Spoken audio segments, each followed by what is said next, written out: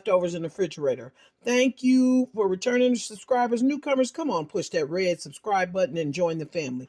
Okay, as you can see, these are some more of the vegetables and things that were in the refrigerator that we're making something else out of. Now, what we're going to do with these is we're going to make a stir fry. We got onions, red peppers, green peppers, and all. Don't miss the jalapeno. Zucchini, cauliflower, and cabbage. We've got all this cut up. We're going to start putting this together. And we have one ingredient that we're going to get in the pan before we add all these things. And we're going to go right to it. People, we're going to use this spicy vegan sausage, okay? Made by Impossible. This stuff here is delicious. Now, some of the things I don't deem to be as healthy per se, but this one, I read the ingredients and I was okay with what was there. We're not going to eat it all the time, but today it's going to be a treat and we're going to add this in. Those of you who just want the vegetables, stick to just the vegetables. All right, here's my favorite pan I use when I got a lot of stuff to put together to mix in with each other. So you're just going to pour all of those vegetables together and start putting them in here to mix them around so that when we're ready to use them, they will be all mixed in and ready to go. The water vegetables, I would say your cauliflower, your zucchini, and cabbage we're going to put in here. But when we get that vegetarian meat in the skillet, we're going to slowly add our green peppers, red peppers, and onions to that. So this will be kept separate until that mixture is complete. All right, we're getting this in the pan. Trying to do something with it, okay? Now this sausage does smoke quite a bit. I don't know why, but it always has done that. So, you know, hey, we gonna go with it. Okay, we'll put this in here. Now, in addition to this sausage, we're gonna use some of the vegetarian meat mixture I've come up with.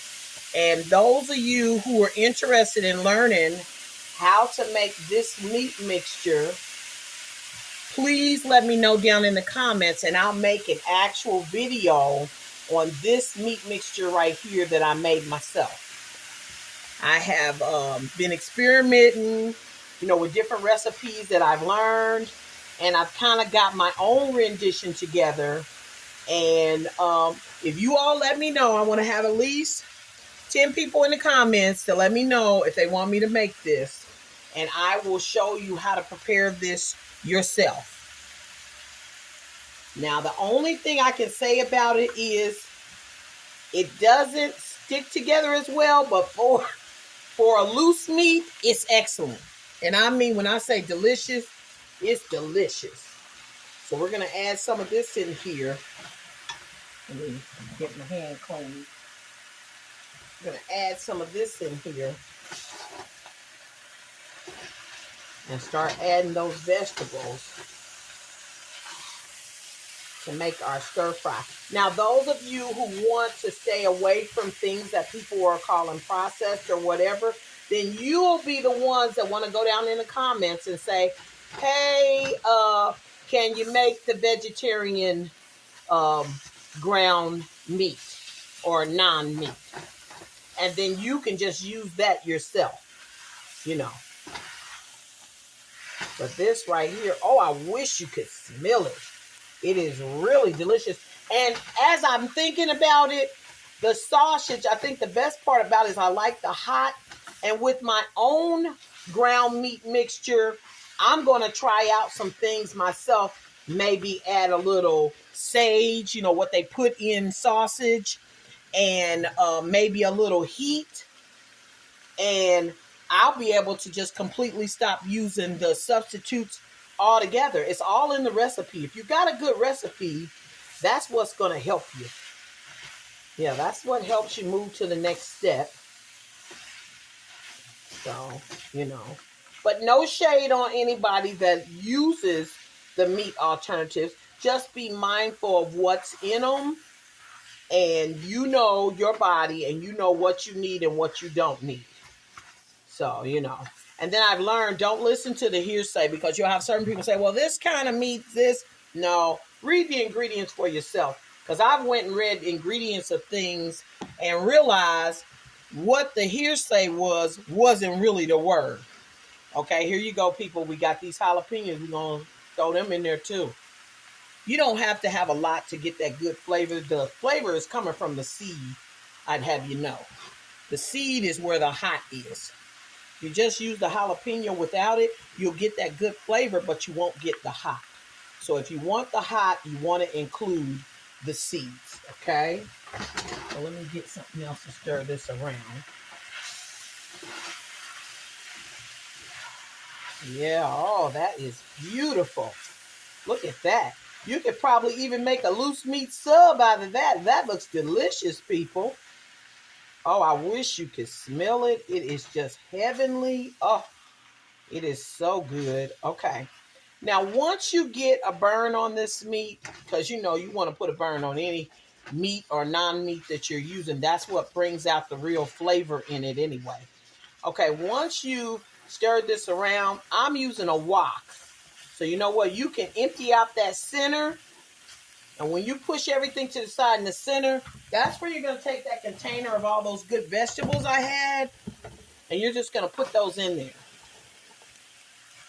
Those vegetables are going to give some water.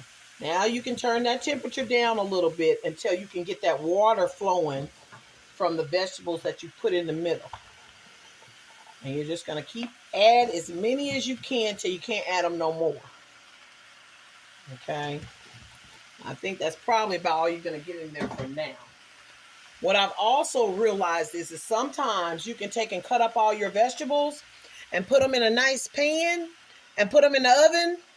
And you can slow cook them in the oven to get them nice and tender before you even add them to your stir fry. And it's a wrap. Because your vegetables, you don't want them to be mush.